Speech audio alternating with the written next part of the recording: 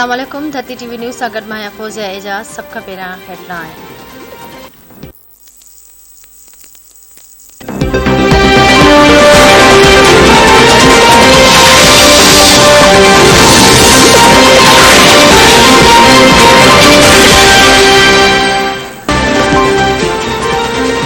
सिंध जे barrage में पानी खोट 55 सैकड़ो खां वधी वई। गुडू बैराज में 71.7 सखर में 50.3 ऐं कोटड़ी बैराज में 50.65 सैकड़ो पानी खोट रिकॉर्ड।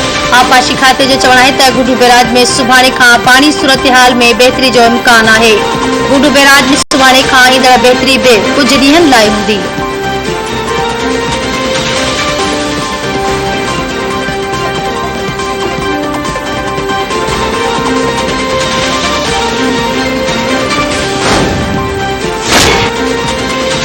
कराची मां मुबैना तौर निकिरी लाहौर पहुची पसंद जी शादी कंदड़ नीगरी दुआ ज़हरा खे पुलिस बाज़ियाब कराए वरितो।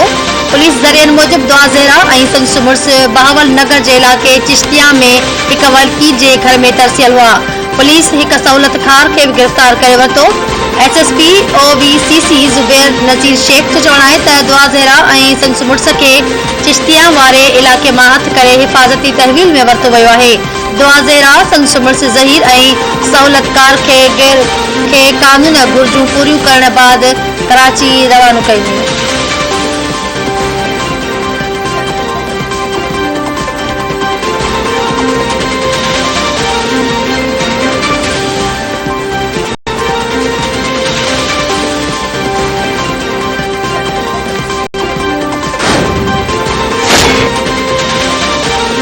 अॻूणे वज़ीर आज़म इमरान ख़ान अॼु इस्लामाबाद अचण जो फ़ैसिलो करे छॾियो।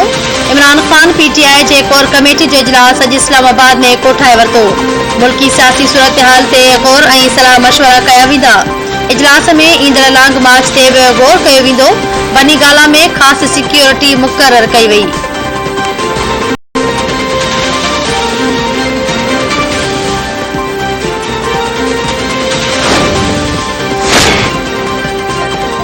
वज़ीर आज़म वॾो वज़ीर ऐं घरू वज़ीर ख़िलाफ़ पर्दे जुर्म लागू गिरफ़्तार थियण वारा आहिनि। अवामी लीग जे सरबराह शेख रशीद चयो आहे त नैब कानून में तरमीम केस ख़त्म करण लाइ आहे।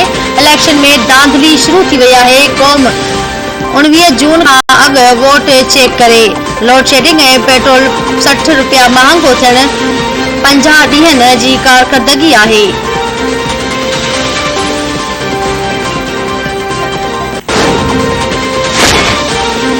खैबर पख्तूनख्वा जे ॿेलनि में 7 हंधनि ते बाहि भड़की उथी।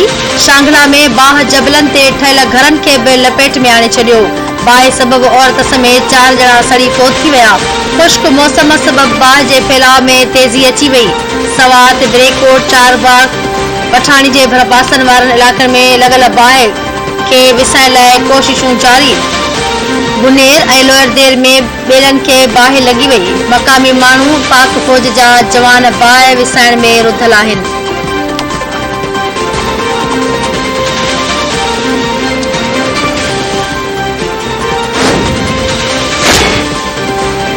जोही भरिसां गाज बंगलो थाणे जे हद में मुबैना तशद्दुद जो शिकार बणियल नीगर फोत। 2 हफ़्ता अॻु तशद्दुद जो शिकार थियल 11 वरियनि जो हकीम लुंड ज़िंदगी जी जंग हाराए वियो। पोती नीगर जे वारसनि जो चवणु आहे त नए गाज वासी बशीर लुंड माल चाढ़ण दौरान नीगर खे तशद्दुद जो निशानो बणायो।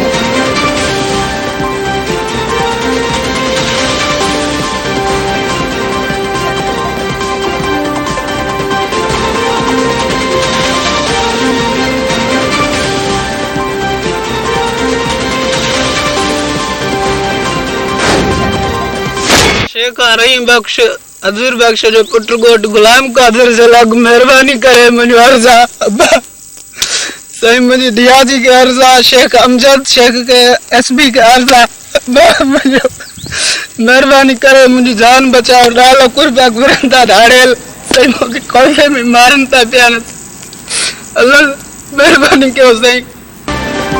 होसपुर वेझो 1.5 महीनो अॻु अगवा थियल ॻोठाणे ते धाड़ेलनि जे तशद्दुद वारी वीडियो वायरल।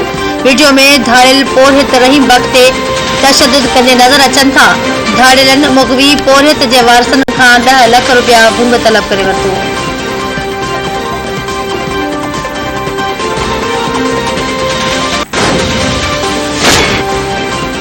बांग्लादेश जे ॾाखणी इलाइक़े में कंटेनर जे डिपो में धमाको, 16 ॼणा मारिजी विया, समें ज़ख़्मी। ख़बरूं ज़रियनि मूजिब BM कंटेनर डिपो में बाहि दौरान धमाको थियो। बाहि लॻण जो कारण मालूम न थी सघियो।